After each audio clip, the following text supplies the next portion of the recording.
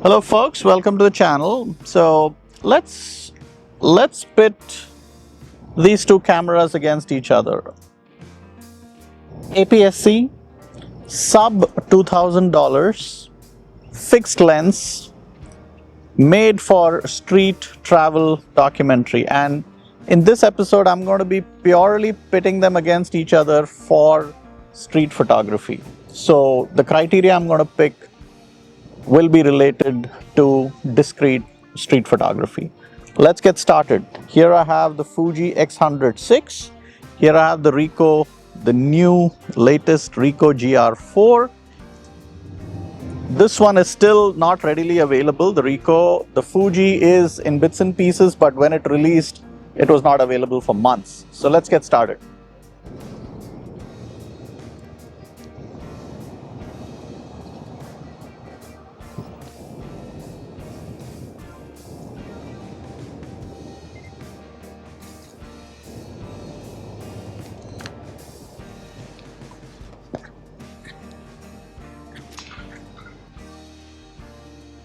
So some of you might say, hey, apples to oranges. This is truly pocketable and this is not.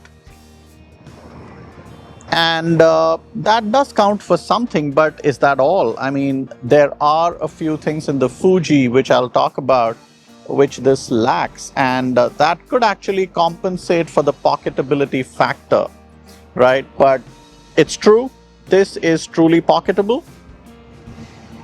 There it goes. And this probably in a jacket pocket, but definitely not in your trouser. So that is one factor to keep in mind if you're deciding. But then there's more.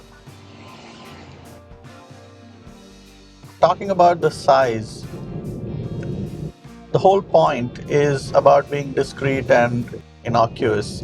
So in that sense, I think the Ricoh definitely scores, because even if you take it in front of somebody's face, they frankly don't even care. It's just like a kind of a thickish phone, right? So nobody really cares. Now the Fuji, it's a little different, especially the silver one could attract attention, but it's not that big.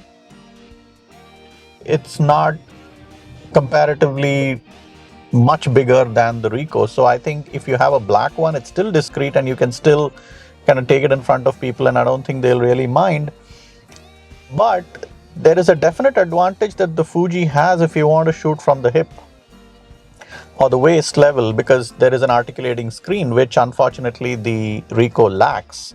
Because you can be very discreet and innocuous if you're shooting from the waist level. That way I think they kind of square off.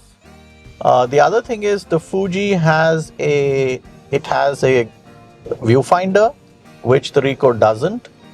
So that's another advantage with the Fuji, because in very broad daylight, what I observed is that while the Ricoh screen is bright, decently bright, but sometimes your exposure and just kind of chimping, it's really difficult to understand whether the exposure is fine and stuff, and then also composing.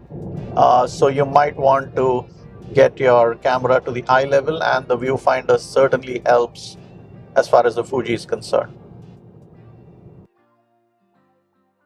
The Ricoh is 26 megapixels versus 40 megapixels. Not that, it makes a huge difference, but the 40 does give you a little bit of leeway to crop in and still kind of keep that resolution, right? And in street documentary travel, a lot of times you have to crop because the horizon is tilted, or you didn't get the right composition, or somebody photobombed. So that's a little bit of an advantage. Now that said, this one, the Ricoh, has the 18mm lens, field of view with the crop factor of 28mm. And this is a 23mm, and with the crop factor it's a 35mm. So the 28 again is a little wider, so it gives you a little more leeway to crop in. So the Fuji has a better resolution, but this one has the wider lens for street. So I think both of them kind of give some leeway for cropping. This in terms of resolution, this in terms of field of view. So again, it's something that you got to decide of which one you prefer. The Fuji is better in terms of human face detect, eye detect, acquires focus faster and tracks better, but it does have a wee bit of shutter lag, because of which you might miss the decisive moment. This one has terrible tracking and pretty bad face eye detect. In fact, unless you're about 1 to 3 meters, it doesn't even detect any human face or eye. So that's a problem. But then this has that beautiful thing called snap focus, where you can set the distance of I think 3.5 meters, 5 meters and infinity, and just shoot. It's pre-focused and you just shoot. So once you set it on that snap focus and fix the distance, and you're at f8 or something with that 18mm lens, you're good. I mean, your depth of field is lovely. You can get layers and all of that. And then the shutter lag is almost non-existent when you're in that mode. So you get the decisive moment. And talking about capturing the decisive moment, this does have up to 8 frames per second, which is good for the Fuji, because even though there is a bit of a shutter lag or whatever, you can still get it because it's really shooting faster. But this one, I think, just goes up to 3 FPS or something. So if that is something you want to really do continuous shooting, then I think the Fuji definitely has the advantage. But this one has the snap focus, hardly any lag in that mode. Build quality, I'll definitely grant it to the Fuji. Solid, substantial. Now this one is a little plasticky, the GR, but that's how it's made, and that's how it's always been made, and that makes sure it's light. You don't feel the heft. You can quickly whisk it out and shoot, whereas this one is a little more solid, a little heavier, but that doesn't stop it from being handheld all day without any fatigue. So both are hand-holdable and can be carried on all day long, but this one is a little tricky, and there are stories of the Ricoh kind of falling apart. So you have to baby this one, but the advantage is it's lighter. Both of these have got amazing film simulations. The Fuji's obviously got way more, but whatever film simulations the Ricoh has, they're very malleable. You can adjust them and build your own recipes. There are tons of those recipes available on the net. A lot of people have figured it out. So I really don't think there's much to give or take here. But if you want pre-made, then the Fuji has it. And I shoot RAW, but then both these have amazing JPEGs. So both of the cameras give beautiful JPEG quality files. So I don't think there's anything there again to give or take. Now, having shot over 1,000 pictures with the Ricoh, it's definitely a quirky camera. It doesn't feel like it's kind of complete and everything's been taken care of. It looks like a rehash and a rush job. There are complaints. The first thing I experienced was it heats up within 10 to 12 pictures. My palm is like burning. The Fuji does heat up, but maybe after 50, 60 continuous shots or more. So that's a problem. And then there have been complaints for the Ricoh. A lot of forums.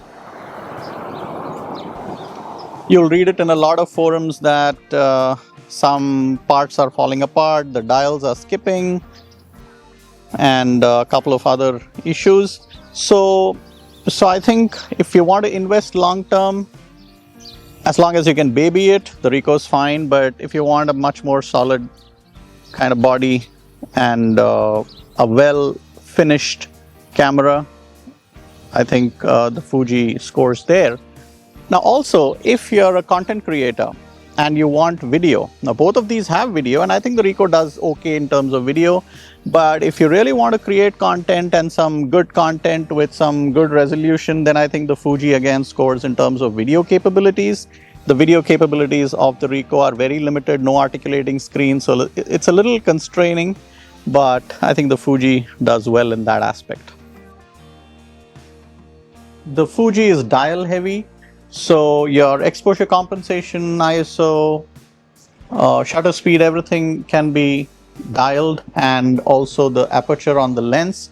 Whereas the Ricoh is extremely minimal, everything's button based, and which might be something that you prefer, but just that difference exists.